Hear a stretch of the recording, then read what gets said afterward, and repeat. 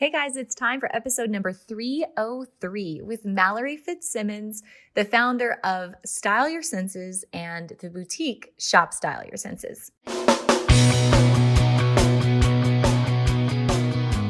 Let's talk about your business, strategy, and the juicy details of what actually works, from mainstream fashion to fashion on Main Street and the entire ecosystem behind it. How do we scale your company and do it with the balance and the happiness that we all seek?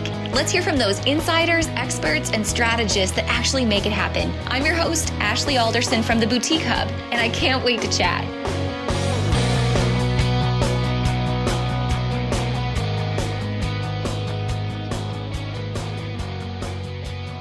This might be one of my favorite interviews yet. You guys, Mallory Fitzsimmons is not only a life and style blogger from Dallas, Texas, who talks all about affordable style and home decor and mommin', all the things mommin', but she's also turned her influencer business into a boutique business that's been crazy successful. In just a year's time, she's scaled an incredible business. And today on the podcast, she breaks down exactly how she did it. You guys know I'm a bit of a freak when it comes to the data and the numbers and the reporting. And there was a couple times where I swear Mallory could have just dropped the mic inside of this interview because she broke down exactly what is her and her team looking at each week to make decisions on in terms of what they're going to run the next week. Pretty simple stuff, but very impactful when you listen. I know you're going to love meeting Mallory and her perspective on both influencing and blogging as it relates to the boutique world, but also how she scaled her boutique business so fast. Get ready to meet Mallory Fitzsimmons, the founder of Style Your Senses on Instagram and Shop Style Your Senses, the boutique. Hey guys, welcome back to the podcast. This week, I'm so excited, Mallory, to get to talk to you and hear all about the insight you're going to share with us that I think so many people are going to relate to, because they've had a lot of the questions roaming around. I know I see them inside of the hub on a daily basis that you are going to answer very specifically. So Mallory Fitzsimmons, let's do like a quick lightning round before we get into the nitty gritty details. Sound good? Sounds great. All right. So from the top, years in business. We turn 2 next week. Perfect. Your location and your store type. We are in Dallas, Texas, actually a suburb. Our warehouse is in Carrollton, Texas.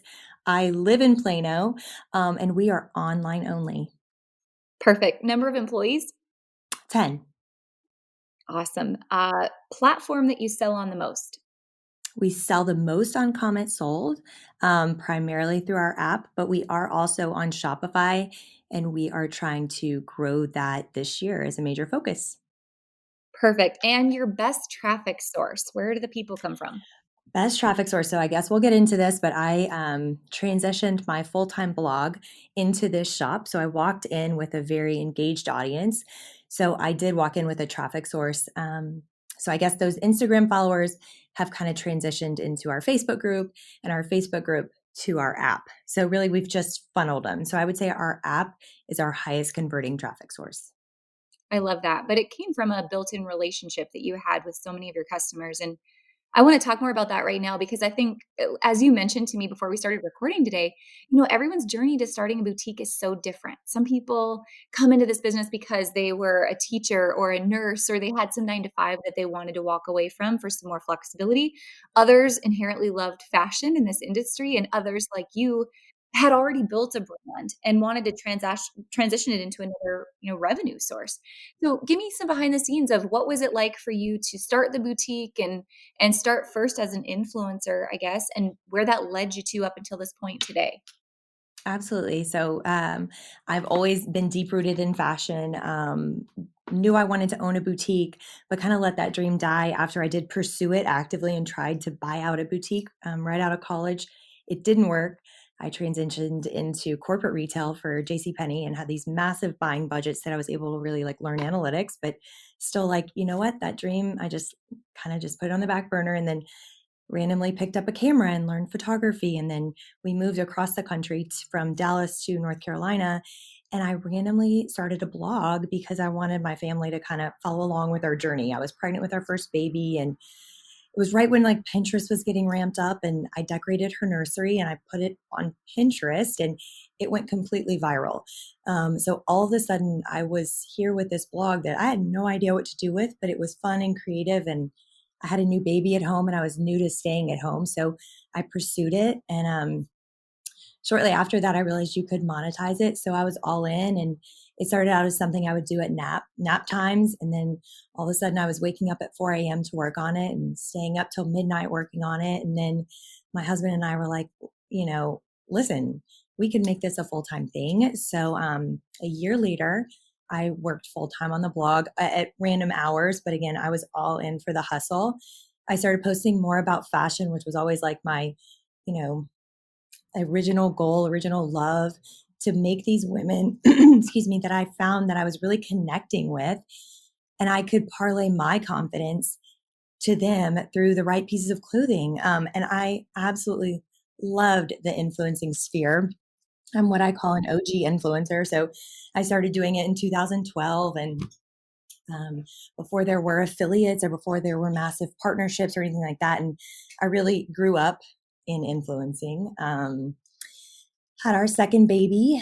It was going really well influencing. I was able to influence through pregnancy and grow the business. And in the meantime, we prayed so hard about a return to Texas just so we could raise our kids closer to our families. And about 6 months after we got here, blogging was still going lovely, but I just forecasting the industry and just like my guttural feeling was that, listen, this is a wave I'm riding, and this income is not something I see as being sustainable long term. And I've always had that entrepreneurial, you know, I guess premonition. So I'm like, listen, I know I can sell these items. I've proven that with these partnerships and my affiliate revenue. And I'm like, I would love to somehow take it in house. And about, well, I guess kind of at the same time I was having these thoughts, I hired an assistant, and we had worked together at this first boutique that I started working at, and I knew we jived, and she was just helping me with the blog. And I laid it on her one day and I'm like, listen, will you help me open this boutique? We're going to do it out of my home office, my bedroom closet, and all we have to do is sell 100 orders a week to like make this a thing. I'm like, I know it sounds crazy. And she immediately was like, yes, absolutely, let's do it. And I think the first day we sold 100 orders, and we were just like, what is happening? And then it's been crazy ever since. So I guess that's my journey. The Lord took me all kinds of different ways. And here I am with my original goal. And He kind of just laid everything out how I needed to learn it. I already knew photography, I knew connection, I knew, social marketing, I guess. So it's so cool to see the full circle. Isn't that funny how we don't know why we're doing the things we're doing at the time, right? We can only see the next step in front of us. But Yeah. when we have the opportunity to see it all laid together, just like how beautiful that work is. Truly, I still can't believe it. I pinch myself every day just looking at how the path has winded, Mhm. um, so much, and seeing where we are now. So yeah, That. Well, so take me back because I think people are going to have a lot of questions like, okay, nitty-gritty of how to work with influencers and all of that. But absolutely. to answer those questions, let's first go here. Put me in your mindset as an influencer before you knew anything about a boutique. You were focused on Absolutely. building your business. So where did that lead you? Like, where were you looking for revenue? What did you look like in partners?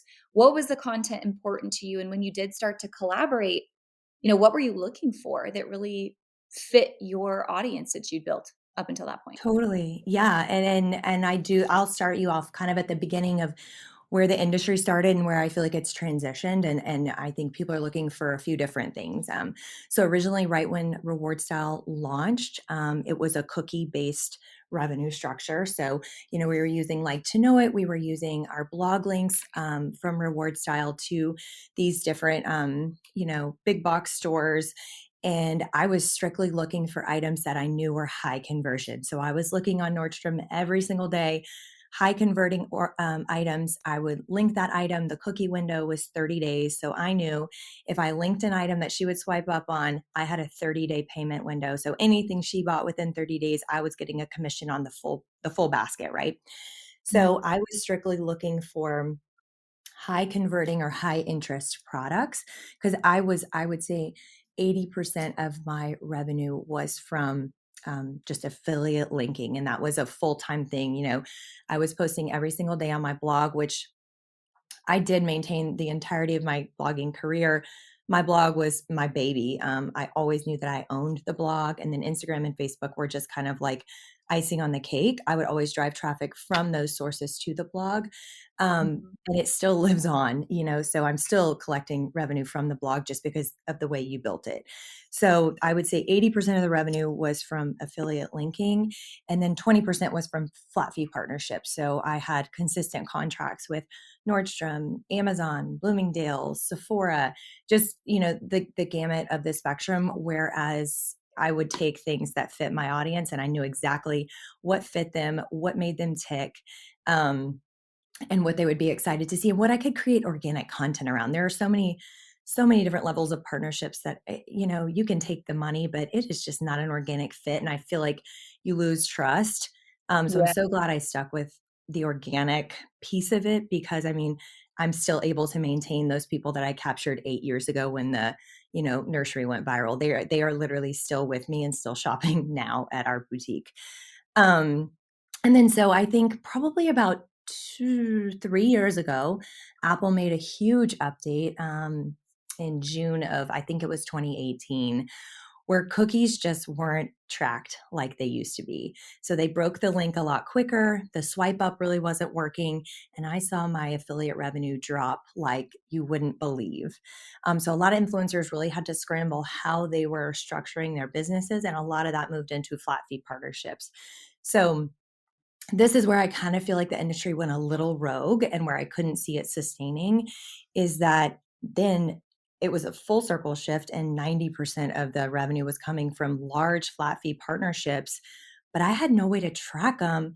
And there was not because the cookies weren't valid anymore. The cookie window went from 30 days to maybe 24 hours. We weren't getting paid on a lot of sales. And I was feeling like, oh my gosh, am I even selling anything? When in fact, I was selling more than ever.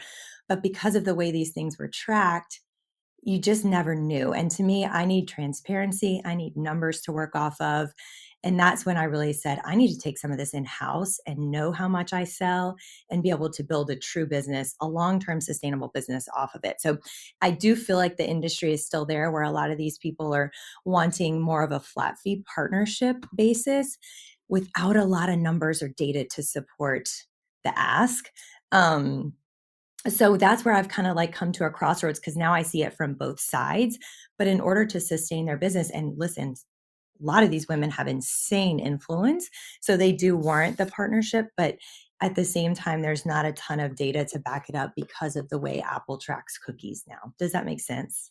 Yeah, that makes sense, and I'm sure at the same time, you were probably battling just how algorithms have changed and visibility on Facebook, Instagram, whatever platform it is. You may have millions of followers, but really, are you drawing daily engagement and eyeballs and click-throughs with the followers that you had? So I'm sure measurement on all, spectrums that you covered kinda went rogue together. They totally did, and I think it's obviously only gonna continue to be that way with these new updates, and I am Yep. a huge data geek. I need to see the full gamut of analytics because that's how I kind of springboard. So when Mhm. that kinda started tanking, I really lost a lot of motivation for it, right? When you see the click-throughs and the engagement and the numbers, like, I'm so fueled by that, but then when you lose the transparency, it really started to be a bummer. Mhm. Tell me about, as we get into how our boutique's gonna work with influencers today, something that I think is so, I don't know if transitionable is the word, but something you did that every boutique owner has to do today is you made the comment that you knew what made your audience tick. How do you think Absolutely. an owner listening today could learn from that and understand how to build the relationship that you built with your audience, just like they wanna build it with their boutique audience? So, this is I want to answer this twofold for you. The first thing is truly looking at your data. If you're trying to build that engagement with someone, look at what makes them tick. Look at your top posts. Look at your most engaged items. What colors make them tick? What we're always analyzing our Instagram feed, like what poses make them tick? How do they respond to how the item is shown? Is this certain post selling the item or is it not doing it any justice? I think you can use all those back end tools to really form your voice to them and how you lay things out to them. our girls love community. They love to laugh. Like we kind of come in and with like a, what are we going to talk about today? Whether it's, I mean, we talk about anything and we just form that real sense of community where nothing's off limits. And we always bring them like a happy vibe. I never lay out anything weighty on them. So they want to come back. They want to know that every day during our live sale, they can probably laugh or they can probably see, their friend Shauna from Connecticut or, they just, I feel like the sense of community is so important. And if you're not fostering that, they don't have a lot of reasons to come back because they can get, an intro top anywhere or they can get free shipping X, Y, and Z, but they can never get you anywhere but your own business. So I've always used myself and my team as our superpower. And to me, I think that's really, really a powerful tool and pretty much your most powerful one. Yeah. A couple things come to mind as I hear you say that. First is, what tools are you using? Are there other apps or where are you generating most of your data besides natively inside of Instagram? So I'll share with you our data reporting every week. We sit down for a Monday meeting. Our operations manager pulls this week, last week, this year, last year for Comet Sold sales, AOV, Shopify sales, AOV, where we are to plan, how many units we sold. I mean, we have full spreadsheets that she pulls. And then our social media manager pulls all of Instagram analytics, Google analytics, Facebook analytics, TikTok and Pinterest, and we share that. And then we share the nitty gritty of the content. What were our top five? What were our bottom five? And are there any trends? What reels did the best? What stories did the best? And where were our spikes in story views? Was it when I personally got on there, or was it when we shared something funny? We really look at all those analytics to kind of curate our next week's feed. So I think, yeah, the full gamut is really important, like how those analytics also played into your high level analytics of Mhm. sales, which is really what you want at the end of the day. Yeah. Oh, you are speaking my love language to right now. I'm nerding out like, yes, I need to hear this. So you mentioned it's your operations manager. So that leads me to wonder, okay, tell me about the other positions on your team and what role they play in that because you as the CEO don't have time to manage this. So what Right, and yes, and that is my big goal this year, to decentralize, I don't wanna be the best at everything. I don't wanna have my hands in everything, and we yeah. really started off, we had a huge postmortem in 2020. If you have not taken a full day and sat down with your team and looked at your best and worst of the last year, and I'll show you a picture of our wall calendar. We have each month laid out. We've given ourselves goals for each month, what we need to land each month, all the things. So we have given ourselves so much accountability. So the team structure in the front of the house is me. My main goals are to kind of high level oversee. I will always be in charge of buying. I hop in on the live sales. I do graphics because I'm like really loving it lately. So until I don't, I'll keep them. And then Mhm. I do shoot some of the content as far as like for our lifestyle and for our wall drops. I do think it's important to keep my face within the mix for the time being, at least. And then Ellen is our operations manager. She's the one I told you about who really started this from the ground up with me. She handles all the day to day operations, product entry, and customer service.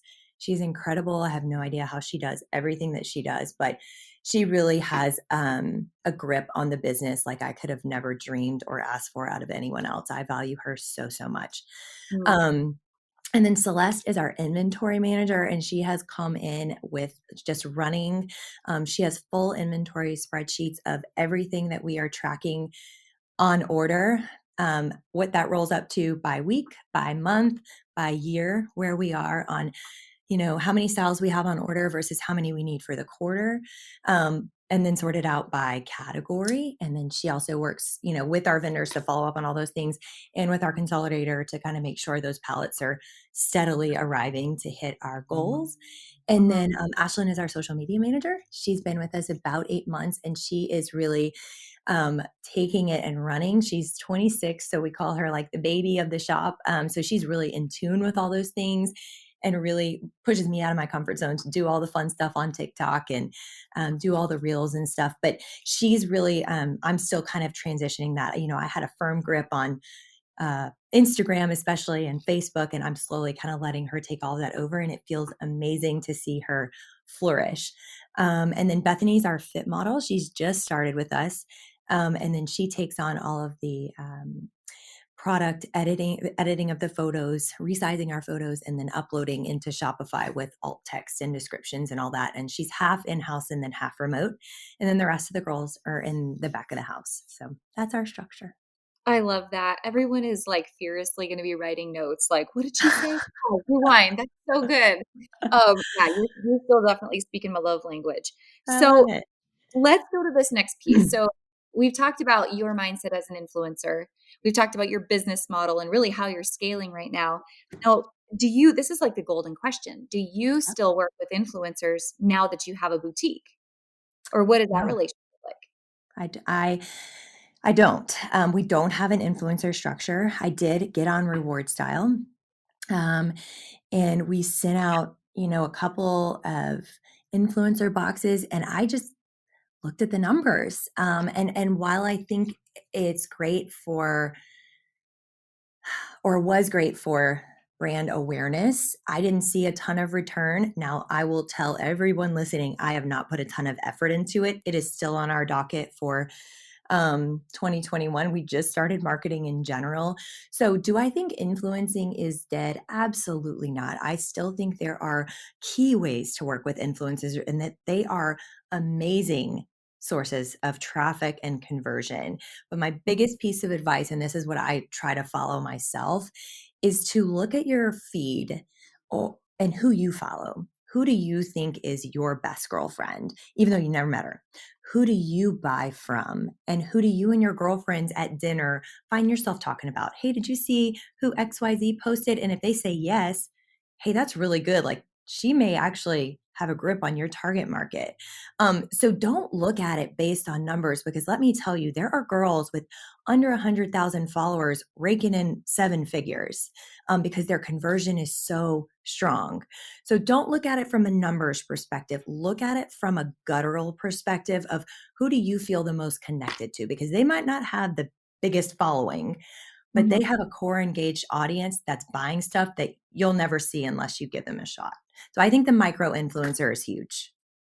Yeah, I love that. I totally agree with that. It has to really fit who your market is and really who do you want to hang out with at the end of the For day. That sure. makes total sense. So I'm curious because if Yep. you are not currently working with influencers, and I know it's something you have to research and take time and you really Yep. have to build it into your structure so it feels organic and not just you're throwing your clothes on someone. But if you're thinking about other boutiques that are listening that are curious and they want to go this route, what do Mhm. you think the best forms of collaboration feel like today? Good. I'm glad you asked this question. So I think you should always have an affiliate structure because here's how I looked at it from being a full-time influencer. If someone offered to send me free clothes, once you get to a certain level, now listen, starting out, I would have probably taken the shirt off your back and been so happy with it. But like once you are full-time and that influencer is paying for childcare and paying to host their website and all these things, it's a legitimate business that she has hard costs for. So she needs Mhm. to make revenue. So at a certain level, if someone said, "Hey, can I send you some free t-shirts to post about?" Well, no, because honestly, I looked at that like work on my desk that I was never going to get paid to complete, right? So I would always politely decline, especially if they didn't have an affiliate structure. But if there was this cute boutique who offered me, hey, we have a great affiliate structure in place. I offer a 10% commission with a 30-day cookie window. And I'm happy to track them either on my end through Shopify or you can use Reward Style, whichever's easiest for you. Um, then I would be like, okay, you have really cute stuff. My audience would really like it and appreciate the diversification from just like a Nordstrom, Amazon, Sephora, consistent, real. And I'm still able to earn money for posting it because that influencer has really worked to build her platform and the engagement. And she knows her worth and she absolutely should know her worth because if she doesn't, she's probably not all that legit. So it's okay for her to ask for these certain things. And listen, if she converts, then she's worth the flat fee that she'll probably propose to you. Um, Mhm. and I think that's a great way to build the beginning of a relationship. But if someone just comes back at you with a five or $10,000 flat fee, I just don't see. Now some girls definitely can, but overall, the ROI on that is nearly non-achievable. Yeah, I wanna go deeper into that because I think that's a big question, that I feel like boutique owners have looming. Does it mean I this influencer is using X, Y, and Z products? Man, should I order deeper because now they're gonna sell out because so and so wore them? Or do you think it's better that we look at it as this is just an introduction? This is like one friend saying, "Hey, you should meet my other friend." Introduction's been made, you may gain some new eyeballs, but you, boutique owner, it's your job to convert the eyeballs into true followers, build trust, and then the sales will come later. How do you look at setting the expectations so you're both on the same page with the hard and the soft ROI? I think it's got to be a mix of both. I think if I just as a follower saw one try on from one random boutique, I'm probably not even likely to follow. But if my girlfriend comes back and be like, "Hey, like 3 different times, I continue to get, like, cute stuff from here." Oh, I may Mhm. follow over, and if she has a coupon code for me, oh, I'm even more likely to go over. So I think the boutique owner has to set the expectation that the first and second time that they post, your ROI is probably going to be pretty low because you never know Mhm. who Instagram's showing your stories to that day. You never know what the algorithm's going to be like that day. And I think just like anything, just like you can't expect to throw money at Facebook advertising and you get a 10 times ROI the first week, it's kind of the same way. So I think offering them and expecting the investment to be more of a consistent basis, low at first, of course, and then once you start seeing the ROI, know where to better invest your money. And if by the end of 3 or 4 try-ons she's still not converting, it's probably time to move on. Yeah, I like that. I know you had mentioned, using reward style earlier. I know there's Mhm. always some questions that linger about exact apps that you're using, whether that's the Shopify app you're using to track, um, conversions and leads, affiliate revenue, or walk through the back end of getting on reward style. Because again, I feel like I see boutique owners asking like, "Hey, I have to have like," it's not share a sale, but like some other type of, affiliate Yeah. tool It to it it collaborate. is ShareASale. So you have to sign up with ShareASale first, pay Okay. their, onboarding fee, and then you're able to be cataloged through Reward Style. It's still an application process, and another fee. So I would say you're looking at an investment of about $2,500 off the bat to be connected, but when you think about what that opens up, the Like to Know It app is pretty powerful, so all those girls are going to be able to include your links in their collages, or their mirror selfies or whatever that may be. And, direct swipe ups are just great for that. And a lot of influencers find that their catalogs are easily sorted and organized in the Reward Style app. An amazing app for ease of use on the influencer side. So being with Reward Style is really about ease of use for the influencer. Um, I personally, now the cookie window, the tracking on Reward Style, I've always said to me has never been transparent enough. Um, so there's that. I also use Affiliately if the influencer is not on Reward Style or chooses not to be on Reward Style. So Affiliately is connected through Shopify. I feel like it's great. You can set your own parameters, your own cookie window and commission amount and all of that stuff. And it does track more easily. And then I also feel like a coupon code is a great way to really track the true conversions, Mhm. and see what makes her customer tick and what you should use maybe in your email flows, at the end of the flow to end up converting again and again for that audience. I love that. Tell me more about email flows that you do have set up both on the influencing side of your business, but on the boutique side of your business as well. Because I think automation, if you don't have email flows and automation, I mean, this is the list that you own. I cannot preach that enough how important it is. But how do you save time and build conversion? Well, so that's a huge goal of ours is to really put more of our business into what I call like an autopilot mode for 2021. I feel like we Mhm. grinded so hard in 2020 and just because we had no idea what the next day would bring. But through the Boutique Hub, I found Jane Casper and she set up all of my Klaviyo email flows and all my post scripts. And I cannot even tell you what a big deal that's made for us. I mean, just this found revenue that we have found is a lifesaver, and on a bad day it can totally take you out of the gutter.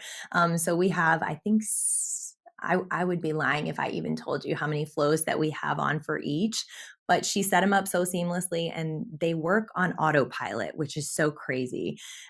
Just to have all of those, your customers steady in a funnel that fits them, and knowing that you have so many conversion opportunities that are just kind of set on auto. And then it's been really fun to learn postscripts as well. We just instituted text marketing, and seeing the conversion there is crazy. So I'm so thankful for all those flows and just more autopilot um, mode, so that you're not having to hop on live sale every day. So you don't burn yourself out and feel like you're boring every day, that, your business does run on its own. And I think that was a big learning curve this past year for us. Man, that's so true. You've got to be able to make money while you sleep, right? It can't just Yes. Or vacation, girl. Take me to a beach. I'm with you. All right. Well, last question. I think about how much you've grown in the last 2 years, right? This business Yeah. has catapulted for you in a pretty short period of time.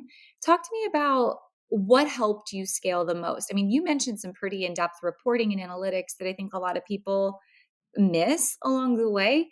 How did you get into the systems and the processes and the strategies that helped you scale the most? If there was like two or three things you think are most important to share, what would they be?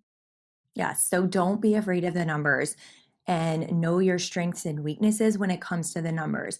I can take a big ol' seven-figure goal and break it down by month, by week, by day, no problem. I can assign how many units I need to reach that goal, what my AOV is, how much I need to buy in what category, no problem. That's my gift. But when it comes to accounting, no thank you. So I hire out accounting. She's on retainer and we work so seamlessly together, where I break down the big goals. She makes sure that, my profit and loss statement lines up and looks great, and it's a perfect marriage. So I would just say, really know where your strengths and weaknesses are and use them to the best of your ability, and hire out for your weaknesses sooner than later, because the more you let those weaknesses fester, the more balls that get dropped, and you're not growing to your fullest capabilities. Mhm. um, Gosh, what else would I say? I would say, just like, I have learned to keep your head to the ground, stay in your lane, and grow at your pace. And, never be complacent, but be so content and grateful with your growth. It may not be someone else's growth. It never will be. I always say, if like we don't still have opportunity or weaknesses within our business, like, we're pretty boring and we're not going to grow very much longer. So I Mhm. triumph when we find like areas of improvement. Like, we almost high five and we're like, okay, great, everything's figure outable. Like, how can we improve here and there and everywhere? And I think that mindset, being the leader, number one, having that mindset, it also trickles down and everyone feels empowered to help you grow. So we've tackled quite a few things in a short period of time. I mean, I didn't even, I knew nothing. I didn't know how to ship. I started the business. I didn't even have a label printer. It didn't even cross my mind that we had to ship this stuff out. I am not kidding you. I was like, okay, well, how do we ship it now? And so we had to figure that out. Um, but everything is figure outable, and you can't wait on someone else to tell you how to figure it out. You are capable, you are smart, and you have Google. That's what I always say. You've got this, girl. So don't let the problems fester. Figure them out sooner rather than later, and tackle Mhm. them with a can do mindset. And you literally can do anything you want to do. Oh my gosh, I love that. I love that advice. And you know what? I get this question all the time of what's the secret? Mallory, what's the big secret? But really what you just said, that's the secret. It's Totally. everything that you at your fingertips. But you just got to go get Absolutely. it. Like, you got to spend more time doing than you spend time worrying. And you That is so true. yes. Yes, and I All right. I was I was telling my husband the other day, I was like, there does come a time, like, it is normal to wake up every single day at the beginning of your business and be like, "It's over. Like, no one's gonna buy from me today. No one I don't know how I got lucky so far, but, like, it's done." Like you do, and I just, as a point of encouragement, you do get to the point where you wake up and your feet hit the ground and you're like, I got this. Like, I know how to run a business. I know what it takes to sell. I know what it takes to grow. And like with that, I call it like entrepreneurial confidence. You can literally do whatever you want. And that does come. So if you're in a place of worry, like you will get there, which it's the most freeing feeling. I love that. So true. And I think if there's someone listening that's like, dude, I can't even sell $100 today. I'm at that beginning stage of my business. Man, if I could sum up, one of the biggest lessons I feel like I learned from you today, it's that it's okay to take a step back from your business and just go back to what is most important. What is the queen bee role of your business? And that's building a relationship with your customer. And like you said, knowing what makes them tick. Stop posting your product today and just go share a funny. Go make a reel, make a TikTok, make them laugh, build a relationship, build trust, and then come back to sharing product and building that brand. I mean, because that's what I feel like has really made you successful from the start. And then all the business acumen, that all comes later. Bingo. Because listen, you could be sharing a funny and inadvertently she's going to also want to know where your shirt's from because she's your friend, right? Yeah. So don't be afraid to not always be so salesy because I share my skincare routine and they're like, "Oh my gosh, those shoes on your feet." I'm like, "We're talking about toner right now." But they always inadvertently want the other thing. So don't be afraid to not sell the shirt that you thought you were going to sell. Just put yourself out there and she's going to connect with you and want your confidence in sharing that. And a lot of times that comes through the clothes you're wearing. So she'll want to buy them.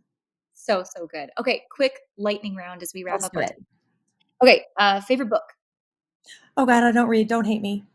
Is it all podcast, YouTube channel? Like, where else do you get your inspiration? Oh my gosh, if you want to know the truth, my inspiration truly every morning comes from like jamming worship music. Like it grounds me, it centers me.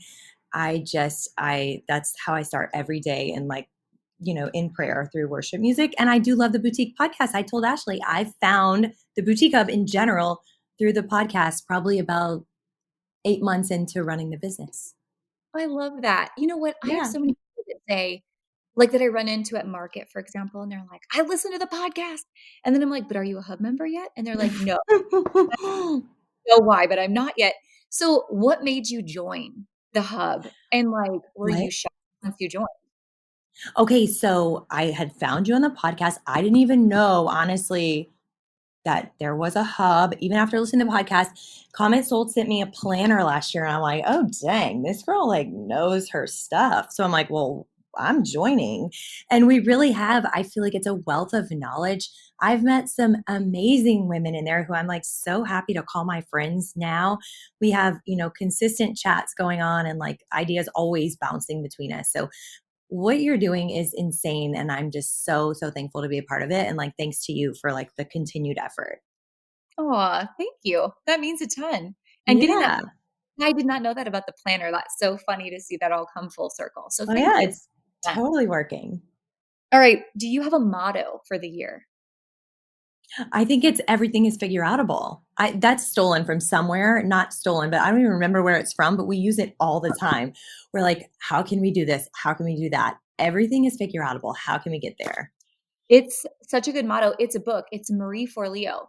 Yes, it is. That's it. Oh Yeah. my gosh, I've clearly never read it, but I'm sure someone on our team has. But yes, I think Jen Hatmaker used that in something that I listened to. I like I don't it. know, but it's great. Perfect. All right, last lightning round question. What is your favorite trend of the moment? Your fashion of the moment? Oh my God, our whole spring season is so boho, washed pastels, neutrals. I am so here for it. The feminine details. It's probably my favorite season we have ever done. I love that. This is a personal question that I've been battling. And I'm gonna go down like a quick rabbit hole hearing your excitement to tell me the answer to that question. There's a part of me that feels like sometimes in boutique land, things get very stale. And Yep. stores start to look like one another. And sometimes the element of like true fashion and style and things that are unique and curated kind of gets lost. Where do you see that going? And how do you feel like you continue to bring like truly trend and style and unique ways of curating products together. Where's that inspiration come from for you? So I definitely struggle with this, and more than I even thought I would going into the boutique world. So as of now, what I can affect right now, I never hesitate to bring trend in.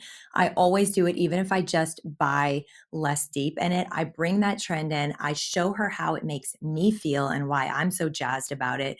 And usually it translates. Usually we sell out of trend, no problem, because I don't want to look like everyone else. I want to be taking the risks on trend pieces because I want her to go out there in the trend clothing and her friends be like, dang girl, where did you get that? Like that's a new silhouette on you. You look like you feel amazing in it. And that's only going to work in my favor in the end. But I think in the industry as a whole, I don't know if I've even told you this before, but I think it is overarchingly stale and vendors carry over so many different styles from last year. I'm even seeing things from when I first started buying. So 2 full years ago, and I think vendors need to be less afraid, and I'm always pushing. I'm like, "I want muslin this year. I want ruffles here. I want maxis." I think we all need to push forward for that trend because that's how we separate ourselves from the big box stores, and that's how we capture some of those lost sales that they're experiencing right now. We have to bring the trend in, and it's Yeah, not gonna be, floral muumuus for 10 more years. to the men on all this. Before the pandemic hit, that last trip I took to Magic, I was so excited because I really did like the Little House on the Prairie look. Like, I was Yep, really digging this cool it felt more fashiony than yep. just, like, another leopard striped color blocked tunic that I Right. 9,000,000 times. And then the pandemic hit, and then all of a sudden, all we wore was tie-dye jogger sets. Like, I Lord help know. fashion going somewhere again in this world. I totally agree with you. My pipe dream is to have like a boutique co-op manufacturing facility. So I'm putting that out there in the world. If anyone wants to bite at it with me, let's do it. I love that. Um, so yeah, I totally agree with you though. And we can't get caught up in last year's trends as far as each piece goes. The sales trends will always stay and she will always be willing to spend money in the same typical months, but we're the authority on what she buys. I've been prefacing that I'm loving muslin for the spring since November, since I was in LA in November. And I'm like, I want this for the spring. And I'm going to keep prefacing that it's coming for 4 months to get her excited about it too. Mhm. I love that. Okay, So, Mallory, I feel like you are a new gal pal, so thank you so much for being on the show. yeah. Real quick, where can everyone find you, both your influencing side of the business and your boutique?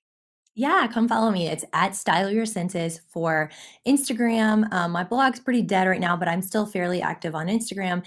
And then the boutique is shopstyleyoursenses.com and Shop Style Your Senses on Insta. I would love to chat with everybody. Love it, and you're inside the hub too if you have any questions there. Yes, We'll link it all up in the show notes. for Last sure. quick question, and I know you've heard this question, but I mean, going back to a lot of the points that you made, I think this is pretty relevant.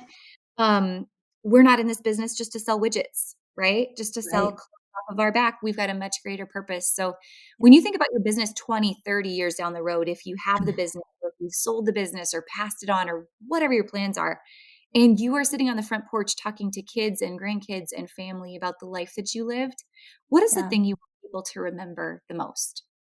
That I always use my platforms to glorify God in any way that that was possible, whether it's through my actions or how I treated my employees or how I still managed to be there for my kids and husband running, a business like this, like always Mhm. for his glory through any and everything that I can do. So I hope I made them feel good all, through that as well.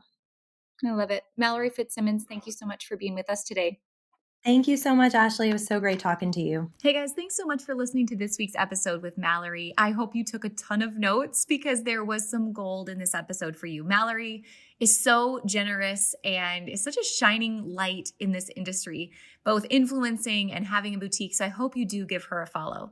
One quick thing I want to remind you of this week, if you are still struggling with ideas to post on social media and just keeping up with the rat race of all of it, make sure you check out our 2021 marketing bundle. I've got it linked for you inside of this week's show notes.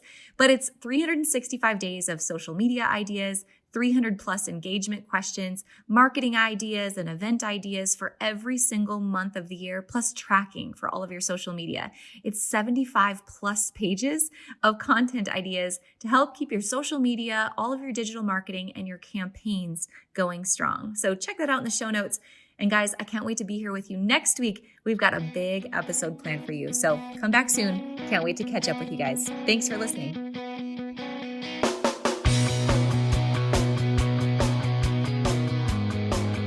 Hey guys, thank you so much for listening to this episode. We hope that you loved it. Don't forget to hit subscribe and leave a rating and review down below for a chance to be one of our featured listeners each and every week. For more information on our spirit of community over competition and how to access complete show notes and bonus downloads from our guests, head on over to theboutiquehub.com and join the community. We'll see you next week.